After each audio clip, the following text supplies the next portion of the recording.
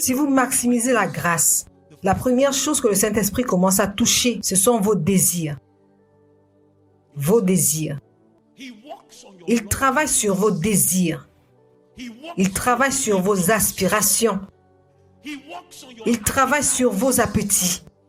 Ne laissez rien tuer votre désir pour Dieu.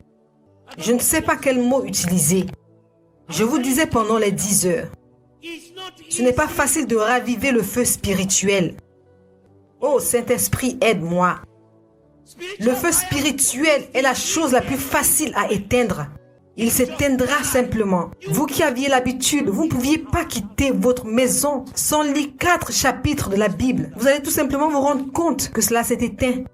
Et vous savez quelque chose d'amusant sur le feu spirituel? Personne ne saura qu'il est éteint. Vous allez toujours ressembler à du pain en tranches, sans savoir que vous êtes devenu autre chose. Vous êtes comme des os. Vous avez perdu la chose même qui vous rend attrayant. Vous êtes fini. Personne ne le saura. Dimanche dernier, ils ont chanté un cantique qui disait « Où est passée ma faim? Qu'est-il arrivé à ma soif ?»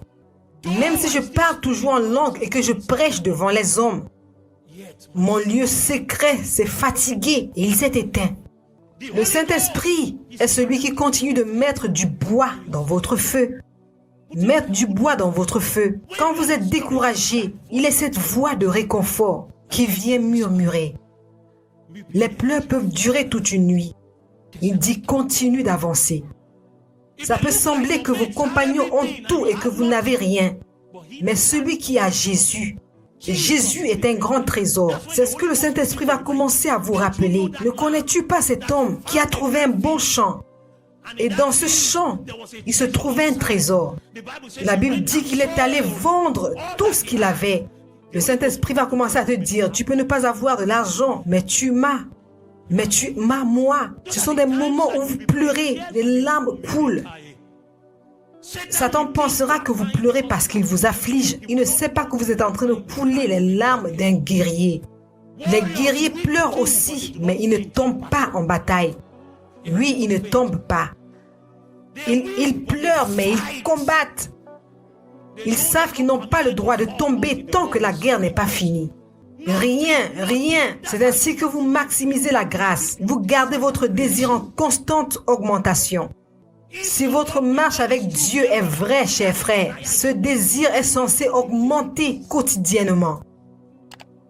Le désir ne doit pas venir vous trouver tel qu'il vous a trouvé hier. Lorsque le désir vous envahit comme un homme armé, vous constaterez qu'il grandit, il brûle. Lorsque vous essayez de l'expliquer aux gens, vous n'avez pas les mots, car ce n'est pas un feu que vous déclenchez avec vos émotions. C'est un feu que le Saint-Esprit met dans votre cœur.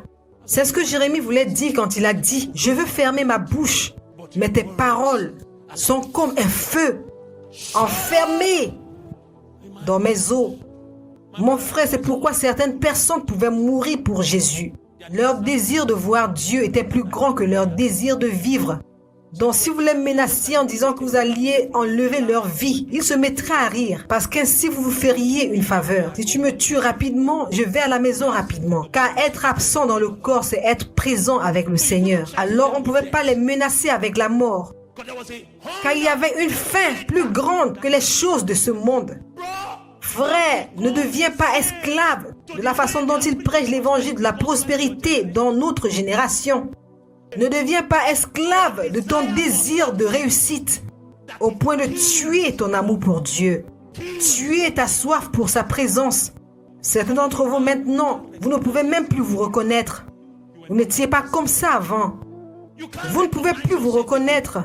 Vous êtes sec, vide. Vous aviez l'habitude de passer à côté des pécheurs et au retour à la maison, vous vous allongiez. Vous ne vous souciez pas de la qualité de vos chaussures ou de vos vêtements.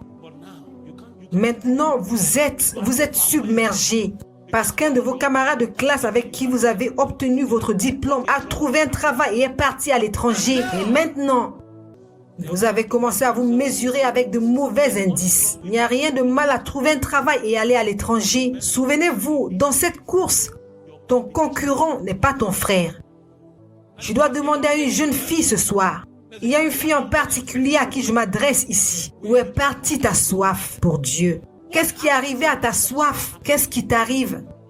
Comment es-tu devenu cette chose à laquelle tu ressembles maintenant? Comment es-tu devenu cette chose? Comment? Que faisais-tu pour que Satan puisse entrer presque inaperçu?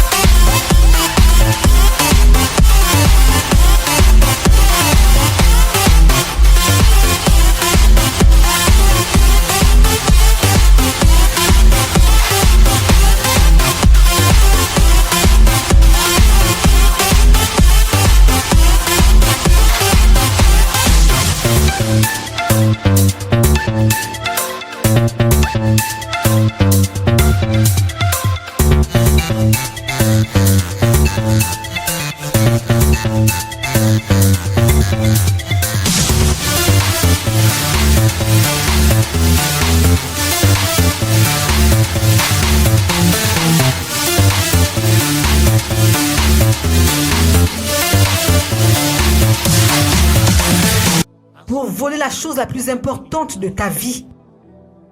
Comment?